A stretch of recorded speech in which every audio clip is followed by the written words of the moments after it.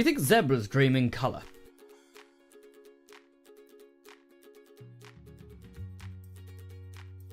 I'm going to get it out of the way first is the latest Justin Bieber album. Now, to show my dedication to this YouTube channel, I enjoyed listening to the entire album. I don't really know what to expect, but it was still not as bad as I expected. Yeah, I think that makes sense. There's been a lot of hype for it recently, and a lot of people talking about how good it is, and a lot of people who have slated him in the past are now coming out and saying it's the best thing they've ever heard. So I thought it's got to be good. It's got to have changed somewhere between him releasing Baby and being Usher's bitch for the first like 7 years of his career to this.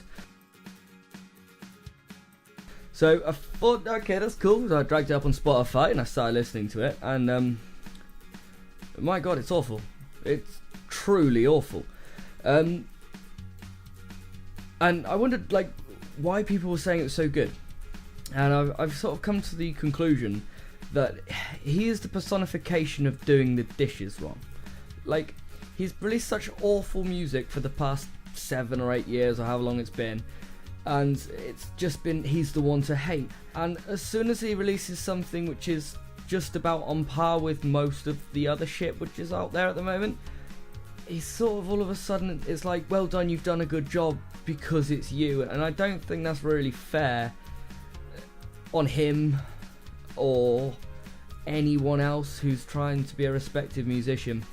At the end of the day, it's still pop, and pop music is just going to be always the same sort of, it's made to be cheap and cheerful and get you by, but that doesn't mean you can't have fun with it and play around with it. You get a lot of indie pop which just got some amazing chord progressions, and it's just got that sort of catchy 90 BPM feel to it which just makes you want to dance to it, and that's fantastic. You've got some like LFMAO or whatever they're called. They release really, really simple songs, but it's powerful and it makes you want to jump around and take a lot of drugs and stuff.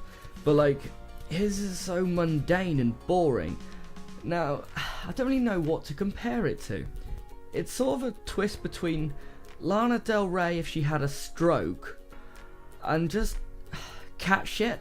I heard one of the songs on that album on the radio before I actually listened to it, and it wasn't too bad. There was an acoustic guitar in it, and it was something like something about my mum doesn't love you and she likes everyone. That wasn't too bad, but again, that was the strongest song on there and it still wasn't great. Now, the reason I rip into him so hard, and it's probably the same reason I rip into 21 Pilots as well, he is a very talented musician. He's great something or other in like 4 different instruments, like piano and guitar and I think violin. I think that's in there. He's very talented. So to come out with that shit, it's just like, bruh, do some work. He surprises me a lot because he's just so lazy. So lazy. I think it's like 4, 5, 6 writers for Baby.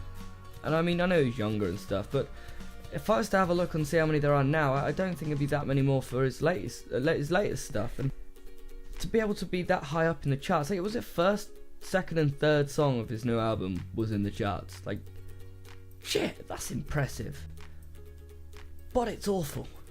But anyway, that's musically, it's terrible. It's the same simple chord progression, 4-chord trick as it is with all pop music. The lyrics are terrible, as always, and he just brings nothing to it. There's no life to it. It doesn't make me want to listen to it. I like having guilty pleasures of bubblegum pop, and he does not bring any of that.